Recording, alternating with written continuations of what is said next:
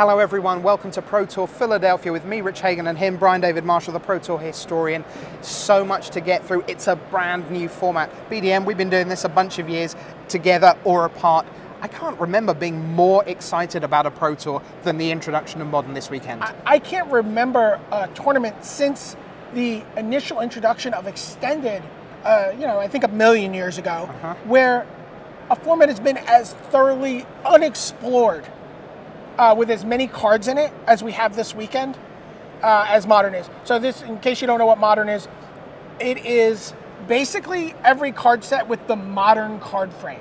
So that means Mirrodin forward, 8th edition forward, pretty extensive ban list. Go to dailymtg.com, you'll find the ban list there. Lots of cards on it. 23 cards. Yeah. And in essence, all you really need to know about the banned list is they've just said, I tell you what, why don't we let the format breathe a little bit and let's not have degenerate combo decks that are going to kill you regularly on turns 1, 2, 3. So no hypergenesis. Yeah. None of the traditional affinity Dark with Disciple of the Vault. and No dark depths, etc. A lot of the decks that people can sort of just default go to were removed from the format at the start. Okay. So let's look at 8 decks that we think will be on show in Modern. Well, so I mean, like everybody else, what we've really had to work with to analyze the Modern format is daily events on MitGo, on Magic Online, that have been running since last week. The first event ran, it had like 85 players in it, and it really has set the tempo for the format. And I think the first deck we're going to look at is one that actually comes out of that first event. Okay, so here we go. We've got a Tog, Blood Moon, Arcbound Ravager. So this is mono red affinity. I call it all-in affinity. Okay. But yeah, it's an affinity deck. It has mostly red. It runs ATOG, it runs Galvanic Blast, it runs Fling. So basically the idea is you sacrifice a bunch of artifacts to ATOG, it gets a bunch of +2/+2s, deal 9 damage, whatever, and then fling it for the rest. You can also do Arcbound Ravager tricks. It's got Blink Moth and Ink Moth Nexus. But what's really kind of important, I think, for the deck is it's got 6 Blood Moon effects in its sideboard that it can run. So it's got 4 Blood Moon, 2 Mages of the Moon, or at least the versions that we've seen online. Non-basic lands are mountains. Correct. Why is this a big deal for Modern? Well, the deck that we're going to look at next has been the default deck that it's put the most people through to 4-0 in the daily events, and it's 12 post. Okay, and we call it 12 post because it's Cloud Post, 4 Cloud Post, Glimmer Post, Vesuva Post. Vesuva Post, yeah, exactly. Just to clarify, Vesuva becomes the land that you want it to. So it becomes either a Glimmer Post or a Cloud Post. That's where you get 9 through 12. Right. What do you do with all this mana? Well, I mean, so Cloud Post, it's whenever you get 1 mana in your mana pool for each locus in play. So you play a Cloud Post on turn 1, it comes into play tapped. You play a second Cloud Post or a Vesuva on turn 2, you have 2 mana. You play it on another one on turn 3, suddenly you have 6 untapped mana. There's a lot of things you can do with it. Most of them involve Emrakul and tearing Eons. Okay, yes. So that is, you're going to see a lot of 15 casting cost things, not costing 15, it's fair to say. Right. And lots of ways to steal them afterwards. Bribery is going to be a big deal this weekend. They cast it, you steal it with bribery, all sorts You take of it back with Brooding Saurian. Oh, wow, yeah. So all sorts of things going on there. Let's look at a traditional aggro deck now. Wildner Cattle, the ultimate 1/1 for 1. Is it ever a 1/1? I don't think it would. You'd be sad, wouldn't you? Yes, it'd be very sad. You would want that to be a 3/3 most of the time. Tarmogoyf, a something 1. You'd be very sad if that was a something 1. Sure, this is a 5/6 a lot of the time. Yeah, and then Lightning Helix, you'd be sad if you were Olivier Ruel. Pretty much. Or very happy if you were Craig Jones. Yeah, little historical reference there for you.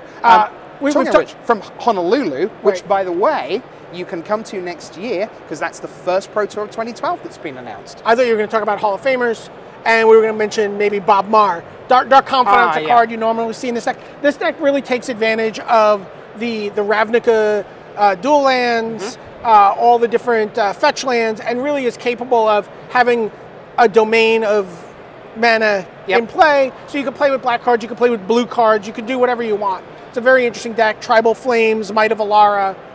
Okay, let's head into the world of combo, and we begin with a deck that Luis Scott Vargas is pretty familiar with. Nettle Sentinel, Elvish Archdruid, Heritage Druid. Turns out they're all elves. So Sure. what do you do with all this kind of circulating mana? Well, I mean, originally we had seen Glimpse of Nature in the Berlin decks. That card's been banned in Modern, so you can't do that, but the deck is still capable of making a ton of mana. It has Elvish Visionaries as card draw. It runs Cloudstone Curio to set up a loop. Eventually, it just gets a Primal Command engine going. It draws cards with Regal Force, and then it just bounces all your permanents. It's sort of a semi-Fredo lock. You know, it's not fully engaged. It's kind of soft, but it still give you a headache.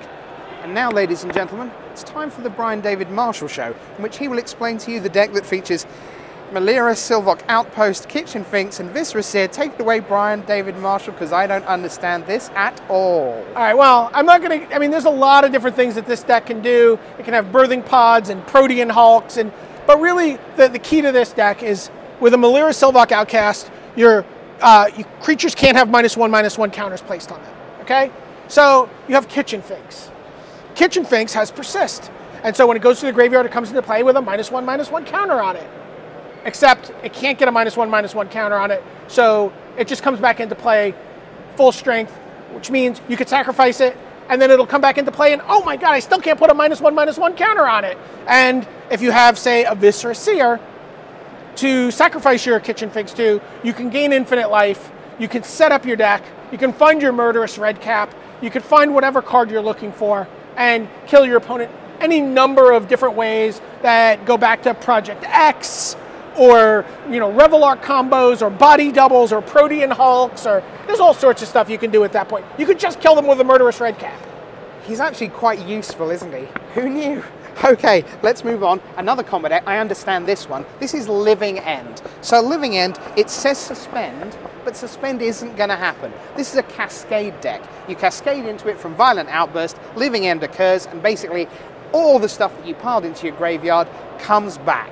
And what you're going to put there, a couple of cards that you're very interested in seeing how impactful they're going to be. Well, again, we talked about Cloud Post decks earlier, and you know, so people are looking for ways to, you know, get that flow of mana, you know, choked back, and you know, build a levy. And so Fulminator Mage is a great card. You take out the Cloud Post, you leave them with a Glimmer Post. Avalanche Riders is a similar card. You take out the land, you don't pay your Echo, you let it go to your graveyard, and then when you resolve your Living End, those come back and you get their land again. So again, it's a combo deck, but it's not that kind of hard, I'm going to go off and do these infinite things combo. It's just, I'm just going to do these iterations that are really useful, to use your word. So now we're going to play an entire game of Magic. Brian's going to go first with an interesting deck. I'm going to go second, and he's going to kill me on turn 2. So BDM, you won the die roll. You decided to play. What's your turn 1 play? I'm going to play a Glistener Elf. Okay, congratulations. I'm going to lay a Cloud Post and say done. Over to you. Well, I drew a Reaper King this turn. Okay. So you're dead. Why? I don't. Okay. So Reaper King. What? That doesn't actually seem to do anything, because for a start it costs 10. Second of all, presumably you're not going to have anything. Exactly. It costs 10, and it's red, which is very important for my Blazing Shoal. You may remove a red card like this with converted mana cost X, like that, in your hand from the game rather than pay Blazing. Okay. Target creature like that gets +10/+0 until end of turn. Yeah, but I start at 20, and that's just 11. In fact. And yeah. And that is the turn 2 kill in Modern. By the way, Reaper King's also green, so you can Summoner's Pact for him. And so is Progenitus, for that matter. Okay, pretty Just awesome. saying. Okay, we've got all the way through. We haven't really talked about control.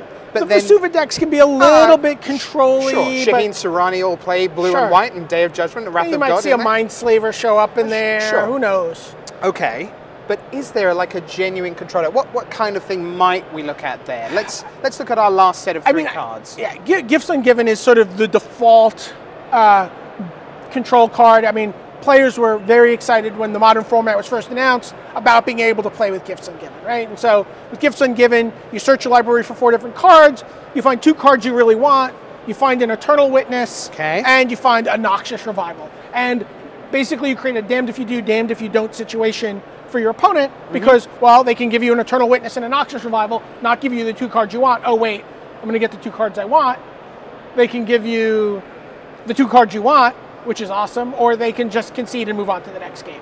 And what the cards you want are, we don't know. Yeah. We're going to find out this weekend. Yeah, probably in a Frank Carsten Highlander Almost list. certainly in a Frank Carsten match. Okay, so that's the shape of Modern. And one little tidbit for you.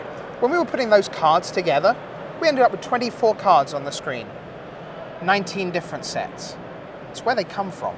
This is a format where it isn't about, oh, it's Kamigawa block with a few extra things added in. It isn't extended from 2009 with some bits added in. This is like the history of the 2000s, of the noughties. If you look through the daily event results on Daily MTG, on the Magic Online page, or on the Decklist page, and you just scroll through the countless event results, you are going to see 20, 30 different decks that are capable of going 3-1, 4-0 at these events. Yep. So, and we can tell you there are some exciting decks that we haven't even touched on yet. Deck techs all weekend Pyros long. and Pyromancer's Ascension, Splinter Twin. Come back later and we'll tell you a lot more. We can't wait to share Pro Tour Philadelphia with you, the Modern world, the M12 world. Brian David-Marshall, Rich Hagon saying bye.